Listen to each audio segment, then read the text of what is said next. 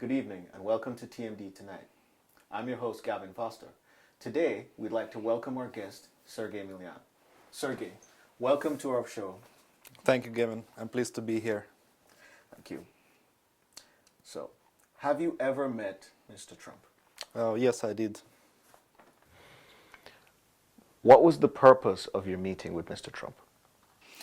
There was only one meeting, and it was business related because we wanted to build real estate business, and we hoped to work with Mr. Trump.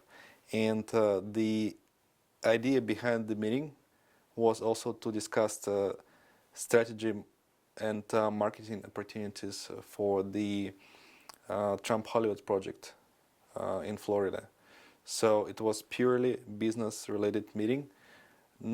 Not a single political topic was discussed. Why do you think your name is associated with Mr. Trump?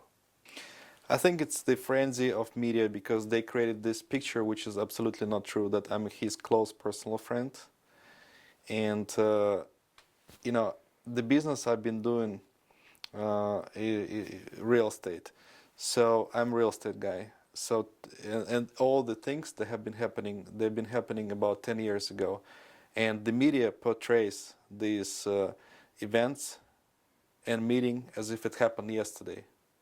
So once again, it has been happening about 10 years ago, and there was no war in Syria, there was no conflict with the Ukraine.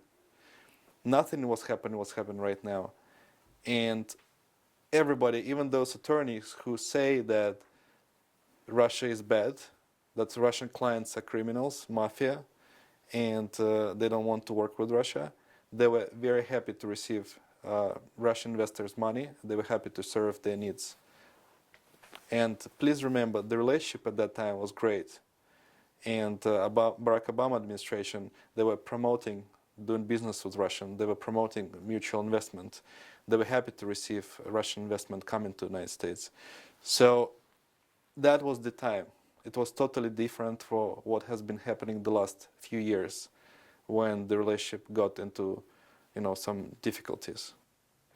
Why do some mass media outlets suspect that you're the person behind the rumored dossier against Mr. Trump? I believe that those criminals who created this dossier, and we know it's fake, it's been proven fake, they needed some face to it. And I'm quite visible in the Russian-American community. Also, I'm not Russian, I'm an American citizen of Belarus origin, but I do speak Russian fluently. And they just needed to put a face to the lies, and they chose to destroy my reputation by putting my face to those lies. So basically, they were looking for someone who met with Mr. Trump at least once, so it sounds plausible, and they needed someone who speaks the language. So they put this little line puzzle together without much verification, and since some of the press outlets already wrote a lot of lies about me, and they tried to develop some kind of timeline of relationship which never existed. And I keep on writing the same answers to the same media outlets who contact me, but they never publish it. So I would, for example, I would write, I'm not Russian citizen. And then they write article, Russian businessman did this and that. Then I would say that I represented only one of the projects in Florida, and they would write something like, he is his personal broker, and many things like that. So they created some fake story about me that I never said. They changed, altered, misquoted me many times, and basically there is not much truth to it. In looking at the details behind the dossier, why is it that in the dossier you're identified as source number D and E? Are you two people? This particular question is a very good question to a psychiatrist.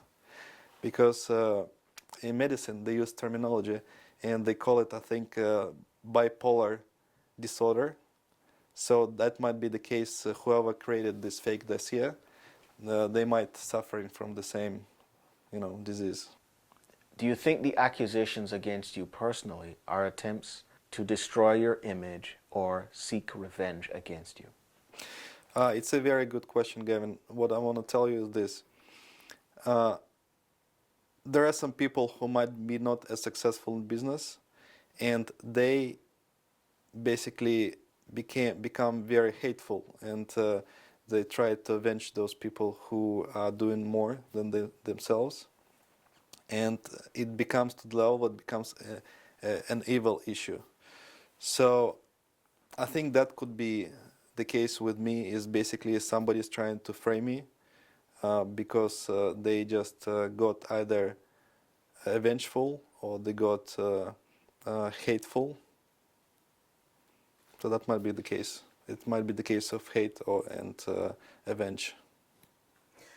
Okay. And don't forget, we won the elections. So basically, the party that I supported, we won. So maybe those opposing forces, they were interested to basically make me pay a price for my contribution to the campaign. Meaning the Republican Party. I'm the Republican, yes.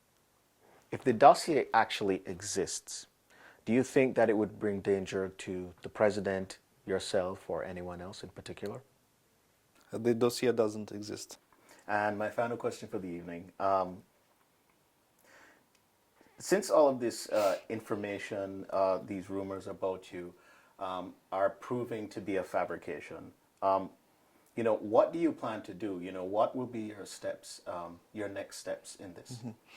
So this biggest newspaper that published